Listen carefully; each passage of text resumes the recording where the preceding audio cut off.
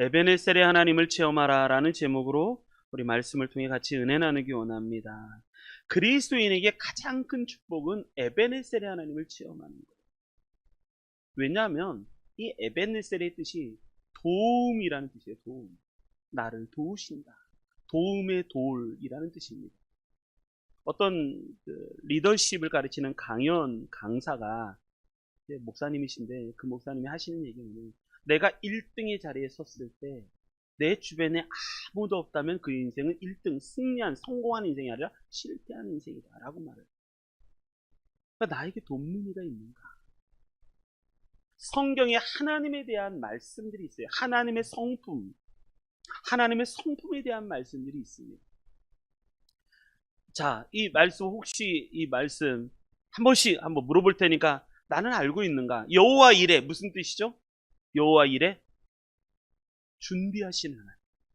모리아산에서 하나님이 준비하셨다는 거예요. 하나님이 준비했어요. 준비하신 하나님. 너 독자 이삭 내게 바쳐라. 제물로 바쳐라. 하나님은 그렇게 몰인정하신 분이에요. 예수 그리스도를 예표하는 사건입니다. 그래서 준비하신다라는 말. 여호와 니시는 그렇죠. 승리하시는. 원래 여호와 니시라는 뜻이 뭐냐면 여호와는 나의 깃발이라는 뜻이에요. 여호와는 나의 깃발. 그러니까 하나님이 나의 승리가 되신다라는 말이에요. 하나님이 나의 승리가 되신다. 그럼 여호와 살롬은 이건 잘 알죠? 여호와 살롬 하나님은 나의 평안이시다라는 말이죠. 하나님은 나의 평안이시다. 여러분, 우리의 마음이 내가 아플 때나 힘들 때나 어려운 일 하나님은 내 마음에 평안을 주시는 분이에요. 내 마음이 요동치 않습니다. 왜? 하나님은 여호와 샬롬의 하나님이시기 때문에 그래요.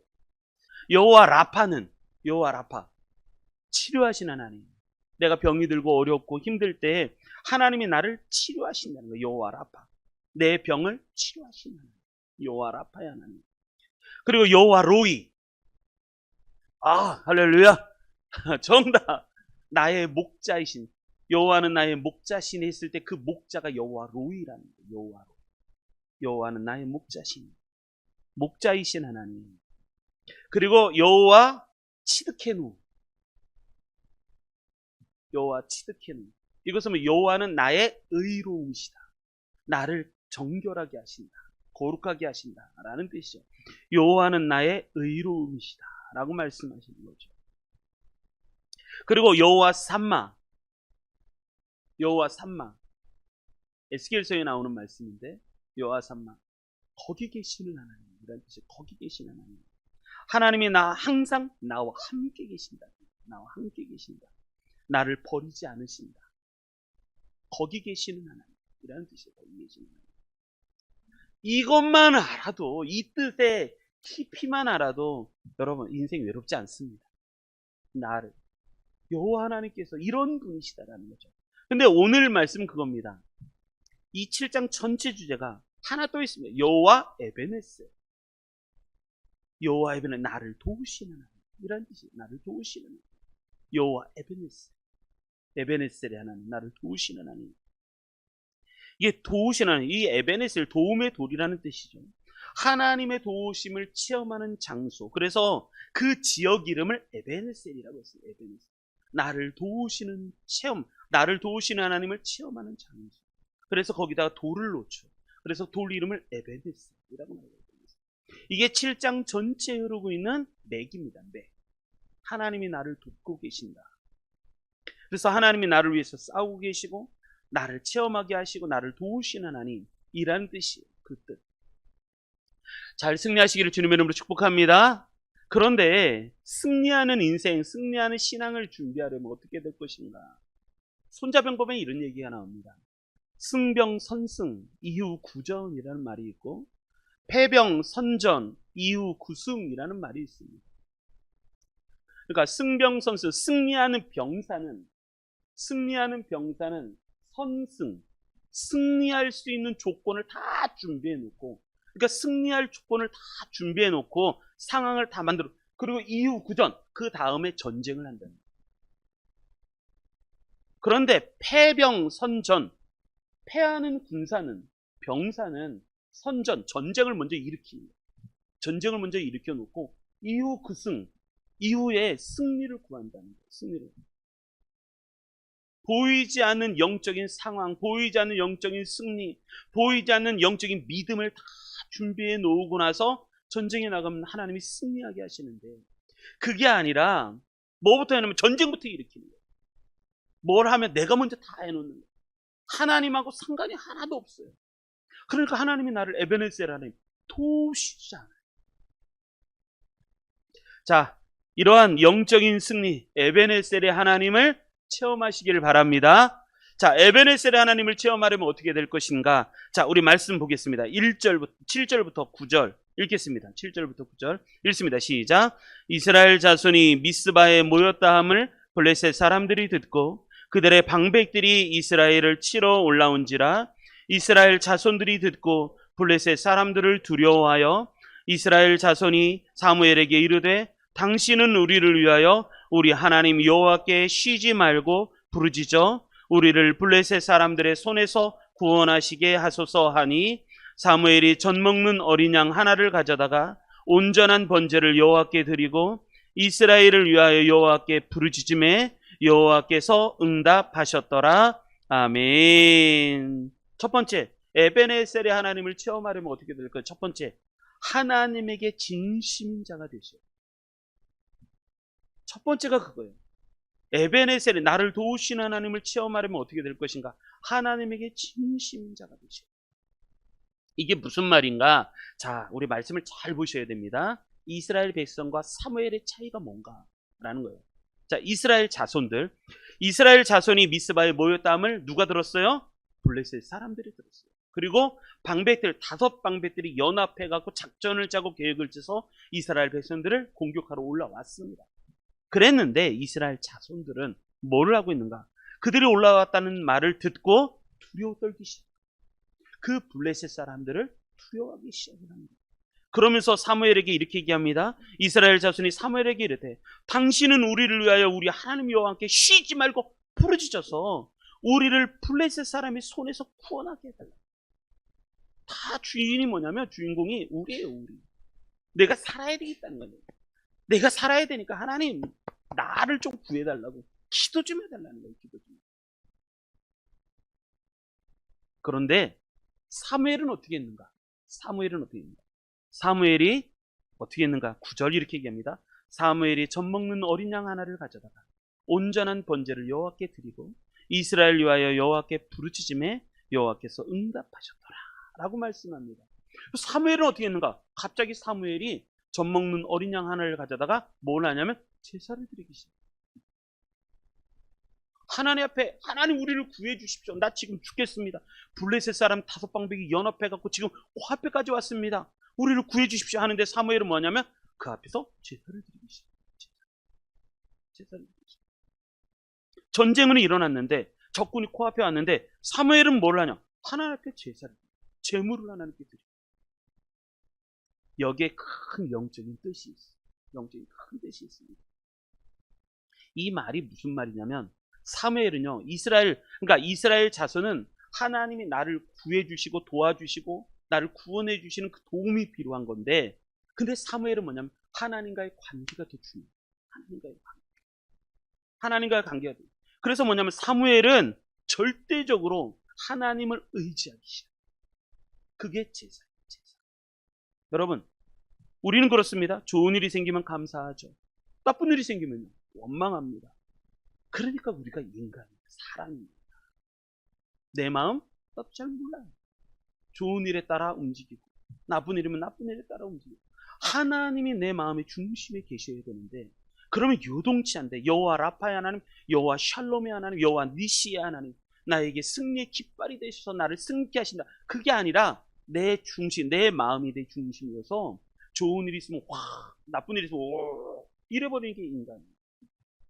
그게 아니라 사무엘은 지금 뭐냐면 우리의 중심에 누가 있냐면 하나님이 있게 하라. 하나님이 있게 하라. 지금 그거 하고 있는 하나님이 있게 하라. 중심에 내가 있는 게 아니라 우리 이게 중요한 게 아니라 내 안에 누가 있냐면 하나님이 더 중요해요.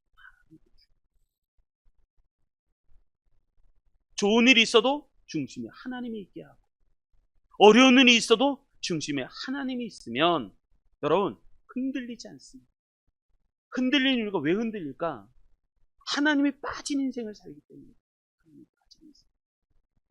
그 안에 기준이 없어요. 기준이. 믿음은요, 철저히 하나님 중심. 하나님 중심. 하나님이 살아계시지 않는다. 그러니까 이해를 못하는 거예요. 하나님이 살아계시지 않는다. 근데 하나님은 살아계십니다. 증거가 뭐냐? 저도 신앙의 영적 침체를 깊이 경험할 때가 있었습니다. 정말 하나님은 살아계실까? 근데 제가 은혜를 한 번에 확 회복했는데 그게 뭐냐면 예수 그리스도였어요. 역사 속에 예수 그리스도가 실제하셨다. 그분이 죽으셨다가 부활하셨다. 그게 역사의 팩트였다. 그것을 딱 깨닫는 순간에 정신이 확 들었어요. 여러분 흔들릴 때 예수 그리스도를 보시기 바랍니다. 그러면 알 수 있어요. 그러니까 하나님의 질문은 그렇습니다. 이런 거예요. 어떤 상황에 놓여 있다고 하더라도 너는 어려움 속에 있다고 하더라도 너 나 믿을 수 있니? 네 마음이 지금 요동하고 이스라엘 백성들이 두려워하고 있잖아요. 근데 하나님 때문에 그 두려움 속에서 어려운 환경 속에서도 너 나 때문에 나를 믿고 안전하게 평안할 수 있는가? 라고 묻는 거예요. 그러니까 내 마음을 잘 살피시기 바랍니다. 내 마음이 막 흥분해 있는가? 아니면 내 마음이 막 두려워하고 있는가? 내 마음이 기뻐하고 있는가? 내 마음이 누군가를 원망하고 있는가? 그게 다 내 마음 중심이라서. 마음 중심. 근데 이 마음의 중심에 하나님이 계십니다. 요동하지 않습니다. 어떤 좋은 일이 생겨도 흥분하지 않아요. 하나님께 감사할 뿐이죠. 어떤 어려운 일이 생겨도 내 마음이 두려워하거나 요동하지 않아요. 왜? 하나님이 나를 인도하실 거니까. 하나님은 선하신 분이시고 반드시 나를 선한 길로 인도하실 거니까. 내 상황이 좋지 않아도 그래도 하나님은 이렇게 물으시는 거예요. 그래도 너는 나를 붙들 수 있니? 전쟁이 임박해도 그럼에도 불구하고 너는 나를 의지할 수 있는가? 그걸 물어보시는 거예요. 사무엘은 이 하나님의 음성을 들었어요. 그래서 사무엘이 하는 것은 뭐냐면 하나님 앞에 번제를 드리시죠. 성경에는 그런 얘기가 많이 나옵니다. 믿음이라는 것에 대해서 설명할 때 이렇게 설명합니다. 나사로가 병이 들었습니다. 죽어가는 나사로. 예수님이 아십니다. 근데 안 가시는 거예요. 안 가시는 거예요. 죽은 지가 사흘이 되었습니다. 그랬더니 예수님 하시는 말씀이 우리 나사로를 깨우러 가자. 제자들이 이렇게 얘기합니다. 예수님하고 그렇게 오래 다녔어도 뭔지 감을 못 잡는 거예요, 제자들은. 나사로 깨우러 가자. 그랬더니 제자들이 하는 얘기가 잠이 들었으면 스스로 깰 겁니다. 아니다. 나사로가 죽은 지 벌써 사흘이 되었다. 3일 지났다. 살리러 가자. 가십니다. 가셔서 동굴 무덤 속에 있던 그 나사로 문을 열어놨고 그리고 나사로를 외칩니다. 나사로야 나오라. 그랬더니 통 메어있던 나사로가 통통 튀면서 나오는 거예요. 죽은 지 사흘 됐는데 그 누이들이 하는 얘기가 냄새가 납니다. 죽은 지 사흘이 됐는데 사람은요 죽으면 시체가 빨리 썩습니다. 다른 것보다 훨씬 빨리 썩어요. 급속하게 부패하기 시작합니다. 인간하고 짐승들하고 다른 점이 인간은 급속도로 부패합니다. 사흘 지나면 냄새가 썩습니다. 썩은 지 3일, 사흘이나 지났는데 냄새가 납니다. 죽은 아니다. 살아나. 나사로나. 그렇더니 살아나. 풀어놓아 다니게 하라. 예수님 말씀이시죠. 믿음은 그거예요. 나는 할 수 없지만 하나님은 하실 수 있다는 것. 그것을 붙잡는 게 믿음이에요. 그 붙잡는 게.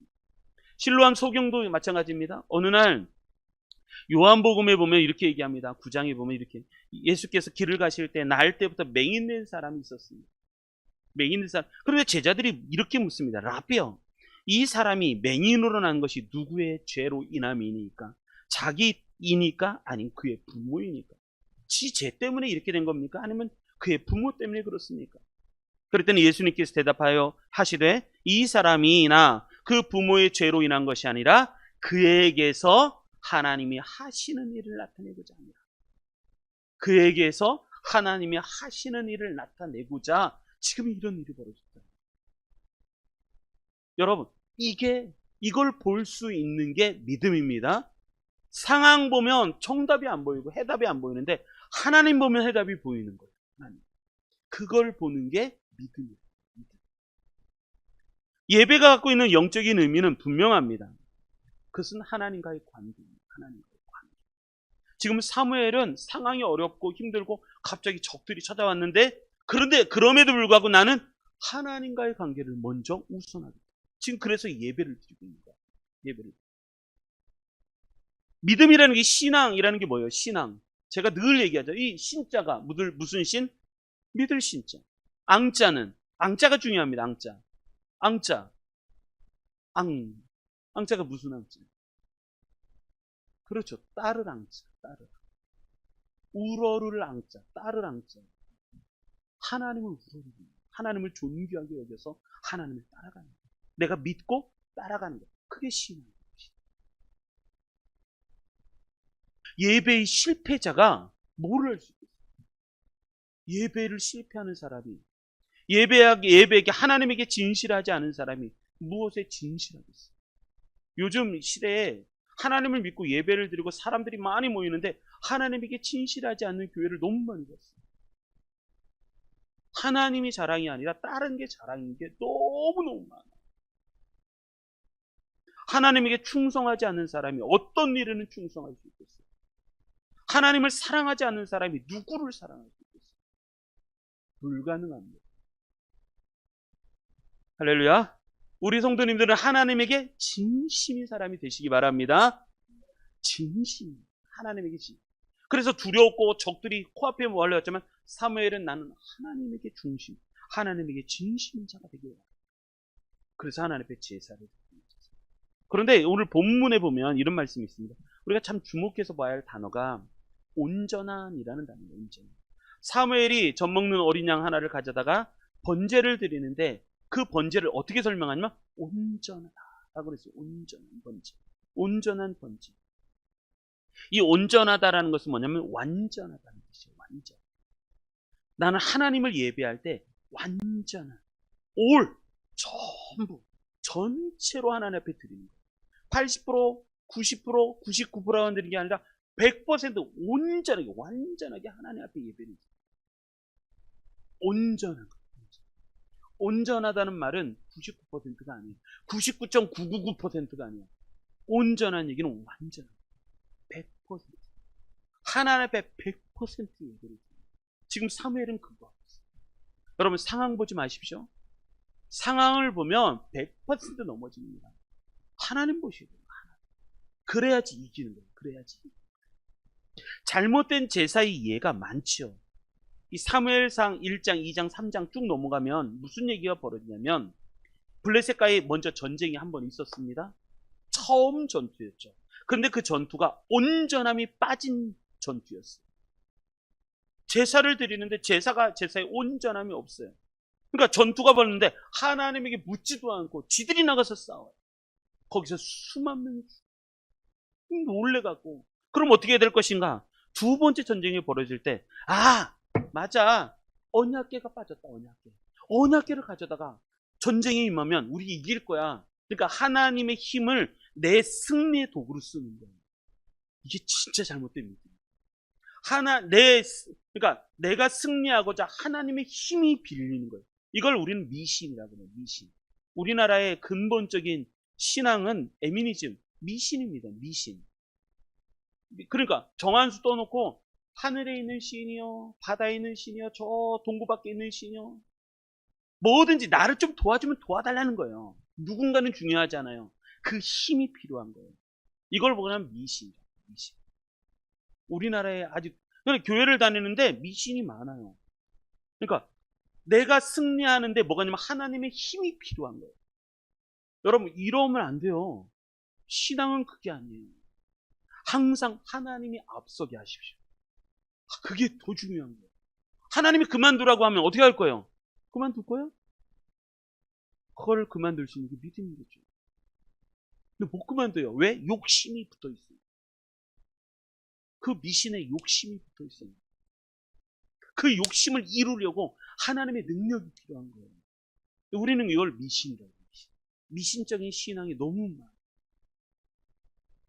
온전하다라는 얘기는 뭐냐면, 그래서 이스라엘 백성들이 전쟁을 할 때 뭐가 있냐면, 전쟁에 이기기 위해서 법궤가 필요하니까 법궤를 가져다가 전쟁을 했는데 하나님이 그들을 완전히 확 지게 하셨어요. 그리고 법궤를 빼앗겨 버렸어요. 빼앗긴 지 100년 만에 돌아오잖아요. 다윗 시대 때 돌아오잖아요. 그게 사무엘하 7장. 우리는 지금 사무엘상 7장을 보고 있잖아요. 언제 법궤가 돌아오는가? 사무엘하 7장. 한 번을 건너뛰어서야 법궤가 돌아와요. 이스라엘에. 그러니까 법궤조차도 내 승리를 위한 도구. 이게 거꾸로 주객이 전도된 거예요.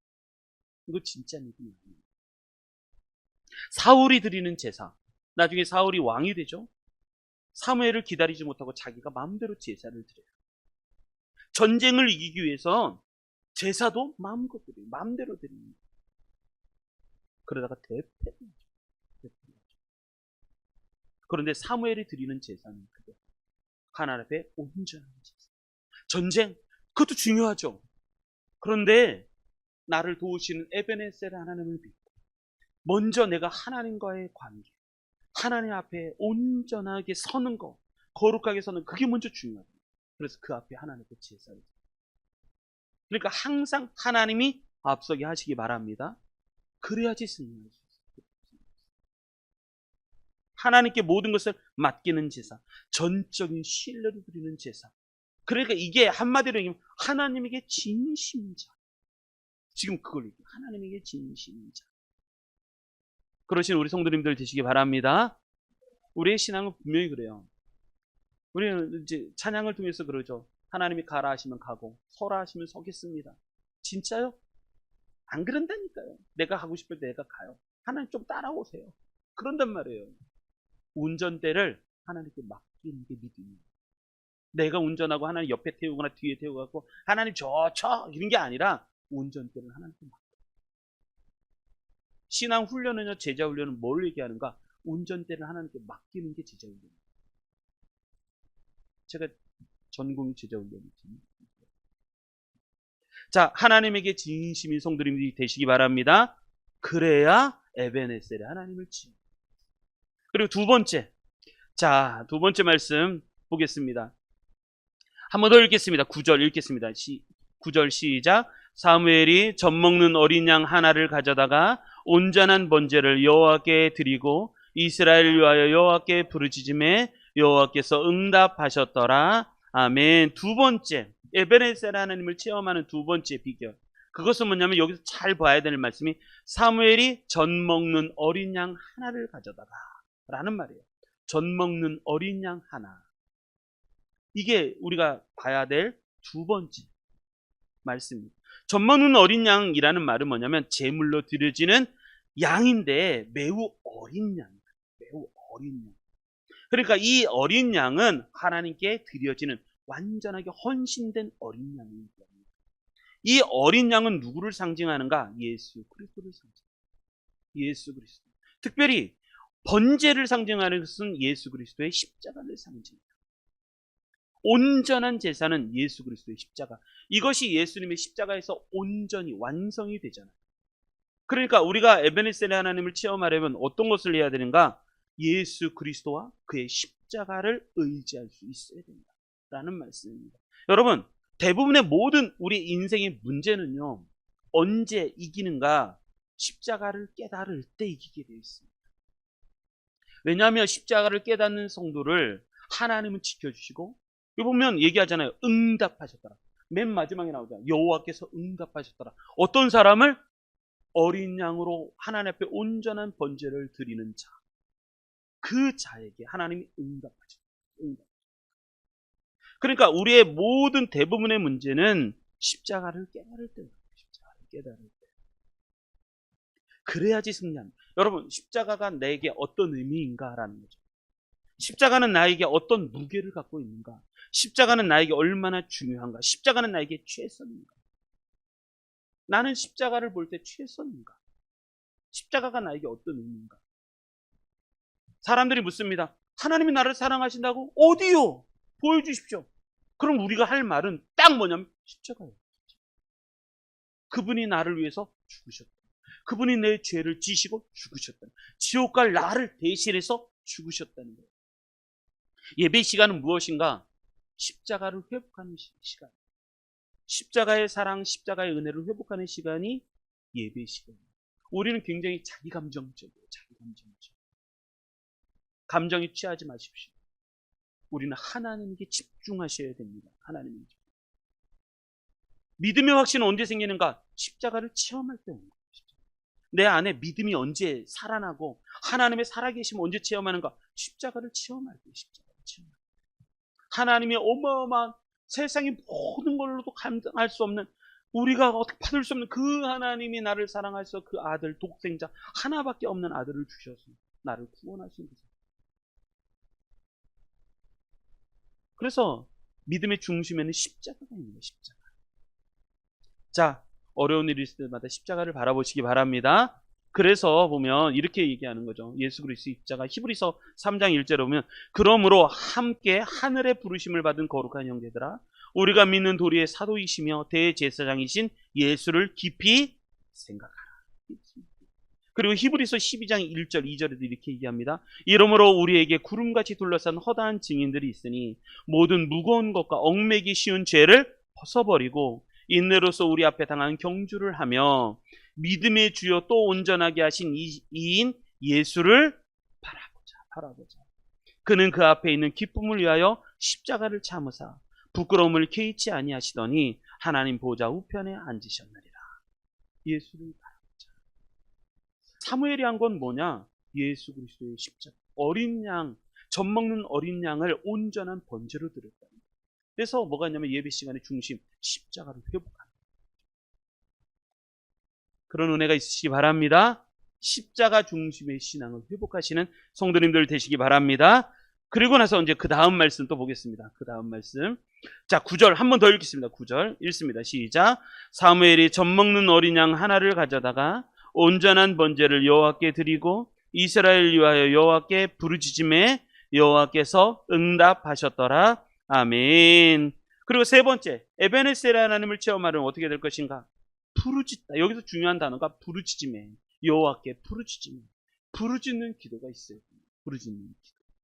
이 부르짖다라는 것은 외치다라는 말이에요. 외치다. 간절히 외치다. 그게 부르짖다예요. 부르짖다. 그래서 기도하실 때는 부르짖는 기도를 하시기 바랍니다. 입술이 열려요. 예레미야에 보면 이런 말씀이 있습니다. 저는 이 말씀이 너무너무 좋아요.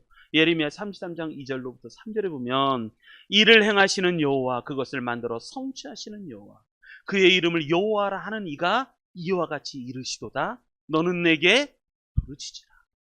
내가 내게 응답하겠고 내가 알지 못하는 크고 은밀한 일을 내게 보이리라. 내게 부르짖으라는 거예요. 하나님께 부르짖으면 두 가지 은혜가 있습니다. 첫 번째, 응답하십니다. 두 번째, 내가 알지 못하는 크고 은밀한 일. 나는 잘 몰라요. 그런데 크고 은밀한 일이 있어요. 그 은밀한 일을 내게 보여주십니다. 그게 부르짖는 자에게 주시는 하나님의 축복입니다. 제가 월요일 날, 7월 21일 날, 월요일 날 아침에 새벽 기도를 하고 말씀을 묵상하는데, 예레미야 17장 말씀을 묵상하는데 너무 은혜 받았어요. 예레미야 17장 말씀이 어떤 말씀이냐면 이 말씀이에요. 여호와께서 이와 같이 말씀하시니라.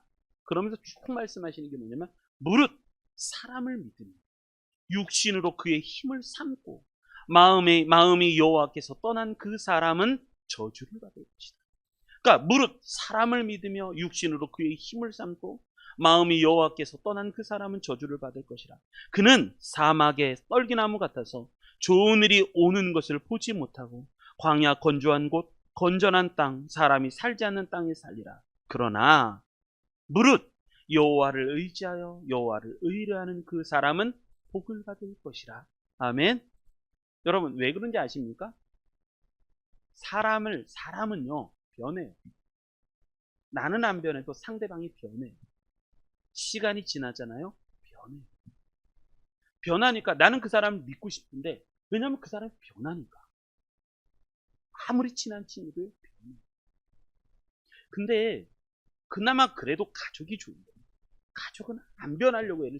근데 가족은요, 어려울 때를 위해서 하나님이 준비하신 축복입니다. 그게 가족이에요. 근데 사람은 변해요. 육신도 변해요. 건강할 때가 있죠. 우리가 나이 80대고 90대고 100살 돼 보세요. 뭔가 힘이 든단 말이에요. 움직이는데.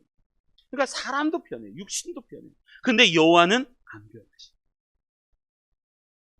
자, 우리 말씀이 중요합니다. 사무엘이 젖먹는 어린아이 하나를 가져다가 온전한 번제를 여호와께 드리고 이스라엘 여호와께 부르짖을 때 여호와께서 뭐 하셨더라? 응답하셨더라. 대답하셨더라. 자, 에베네셀의 하나님을 체험하시기 바랍니다. 이게 있어야 돼요. 에베네셀의 하나님. 그런데 이제 중요한 건 그 다음에요. 결론적인 말씀인데 10절로 11절. 그럼 에베네셀 하나님이 어떻게 역사하셨는가라는 말씀입니다. 10절로 11절 읽겠습니다. 시작. 사무엘이 번제를 드릴 때에 블레셋 사람들이 이스라엘과 싸우려고 가까이 오매 그날에 여호와께서 블레셋 사람에게 큰 우레를 발하여 그들을 어지럽게 하시니 그들이 이스라엘 앞에 패한지라. 이스라엘 사람들이 미스바에서 나가서 블레셋 사람들을 추격하여 뱃갈 아래에 이르기까지 쳤더라. 아멘. 그의 응답이 에베네셀의 하나님이었다는 거예요. 에베네셀의 하나님. 그러니까 하나님, 내가 싸우는 게 아니라 하나님이 앞서서 싸우신다라는 거예요. 앞서서 싸우신다. 저는 이 말씀이 참 좋아요. 여기 말씀을 이렇게 자세히 보면 이렇습니다. 사무엘이 번제를 드릴 때 블레셋 사람들이 이스라엘 싸우려고 가까이 왔어요. 이제 더 가까이 왔단 말이에요. 더 가까이 왔는데 그날에 여호와께서 블레셋 사람이 큰 우레를 바라며 그들을 어지럽게 하시니 그들이 이스라엘 앞에 패한지라. 자, 무슨 얘기냐면 이런 거예요. 그들이 가까이 왔는데 그들이 하나님께서 치셔서 그들이 패했다라는 말이에요. 무슨 얘기냐? 여러분, 에베네셀의 하나님이 도우시잖아요. 접근만 해도 하나님이 이기게 하신다는 거예요. 접근만 해도 하나님이 이기게 하셨다라는 말씀이에요. 그런데 두 번째, 그 다음의 말씀이 뭐냐면 이렇게 얘기합니다. 큰 우레를 발하여. 우레라는 게 뭐예요? 우레. 천둥이잖아요. 천둥. 꽉꽉꽉 우레를 발하시잖아요. 우레를 발하여. 이건 뭐 인간적인 방법, 수에 있는 게 아니라 사람의 병거에 있는 게 아니라 사람의 방법에 있고 계획에 있는 게 아니라 하나님의 방법, 이기시는 하나님의 방법, 이기게 하시는 큰 우레. 우리가 우레를 우리 성도님 가서 우레 좀 한번 발해 주시죠. 우레는 못해요. 근데 하나님이 우레를 발해요. 그러니까 하나님의 방법, 모든 것을 역전시키신다. 역전시키신다. 근데 재밌는 게 그 다음 말씀이에요. 우레를 발하여 그들을 뭐하게 하시니? 어지럽게 하시니. 그러니까 우레가 막 그들을 공격하러 코앞에까지 왔는데 갑자기 하늘에서 우레가 임하기 시작합니다. 엉겨 꽝꽝 찌는. 그랬더니 그들이 어지러워졌다. 어지러웠다라는 것은 뭐냐면 불안하다. 불안하게 되었다라는 거죠. 혼란스럽게 되었다. 이건 무슨 얘기냐면 블레셋 사람들이 깨달았다. 뭘 깨달았는가? 하나님이 이 전쟁에 개입하셨다. 블레셋 사람들이 그걸 깨달았어요. 하나님이 이 전쟁에 개입하셔서 뭐가 있냐면 더 이 전쟁에 하나님이 개입하셨기 때문에 블레셋 사람이 깨달은 게 뭐냐면 우리가 이 전쟁에서 피할 것 같다라는 것을 깨달은. 그래서 혼란이 온 거예요. 어지러워진 거예요. 갑자기 하나님이 우레를 발하셔서 그 전쟁에 개입하시니 블레셋 사람들이 이거 시겠는데 하면서 그들이 어지러워진 거예요. 혼란, 불안해지기 시작합니다. 불안해지죠. 여러분, 하나님이 개입하십니다. 하나님이 우레를 발하여 개입하시니 그들이 블레셋 사람들이 이 전쟁 치겠다 하니까 혼란스러워져요. 그리고 나서 그 다음에 그들이 이스라엘 앞에 패하니라. 그런데 11절이 참 재밌습니다. 이스라엘 사람들이 미스바에서 드디어 나왔습니다. 거기 예배를 드리고 뭐 사무엘이 있고 그들이 나왔어요. 나왔는데 상황이 완전히 이상하게 돼버린 거예요. 그래서 블레셋 사람들을 미스바에서 나가서 블레셋 사람들을 어떻게 하여? 추격하여. 싸운 게 아니에요. 전쟁은 이렇게 하는 거예요. 전쟁은. 하나님이 개입하시는 전쟁, 에베네셀의 하나님이 개입하시는 전쟁은 내가 싸우는 전쟁이 아니라 내가 추격하는 전쟁이에요. 그들이 도망가는 거예요. 내가 추격하는 거예요. 그게 하나님이 하시는 전쟁. 이스라엘 백성들이 하나님이 개입하시니까 나가서 싸웠다가 아니라 그들을 도망가는 그들을 추격하였다는 거예요. 추격하였다. 여러분, 에베네셀의 하나님이 참 은혜로운 하나님이십니다. 왜 실패하는가? 내가 먼저 하니까. 하나님이 앞서지 않아요. 내가 먼저 하니까 실패하는 거죠. 반대로 해야만 합니다. 하나님이 먼저 앞서게 하시고, 그리고 나는 따라가면 되는 거예요. 따라가. 구름 기둥이 앞으로 쫙 가면 난 따라가기만 하면 됩니다. 그 구름 기둥이 멈추면 나도 멈추면 돼요. 구름 기둥이 탁 내려앉으면 침을 풀면 되고, 구름 기둥이 하늘로 딱 뜨잖아요. 그럼 침을 다시 뿌리고, 구름 기둥이 앞서가면 난 따라가면 되는 거예요. 따라가면. 여호수아 때는 법궤가 먼저 가잖아요. 법궤 2000규빗을 먼저 법궤가 앞서가면 그 법궤를, 여러분 2000규빗이라는 거리가 뭐냐면 완전히 멀어져서 안 보이는 거리도 아니에요. 그렇다고 너무 가까운 거리도 아니에요. 그래야지 존중이라는 게 있습니다. 존중이라는 거. 법궤의 거리가 2000규빗. 그걸 놓치면 안 보이는 거고, 가까이 오면 만만한 거고. 예수 믿는 사람들이 하나님이 너무 만만합니다. 멀어지면 하나님 없다고 얘기하고, 가까이 있으면 하나님이 만만. 그렇지. 하나님을 존중해 주시고, 하나님하고 항상 하나님이 앞서게 하시기 바랍니다. 그래야지. 에베네셀의 하나님을 경험하려면 어떻게 될까? 지금 말씀을 드릴 세 가지. 첫째, 사무엘이 한 건 뭐예요? 온전한 번제를 드렸어요. 하나님하고 친밀함이 가장 우선하고, 두 번째, 어린 양, 젖 먹는 어린 양을 번제를 드려요. 예수 그리스도의 십자가를 바라봐요. 내 중심에 예수 그리스도의 십자가가 있어요.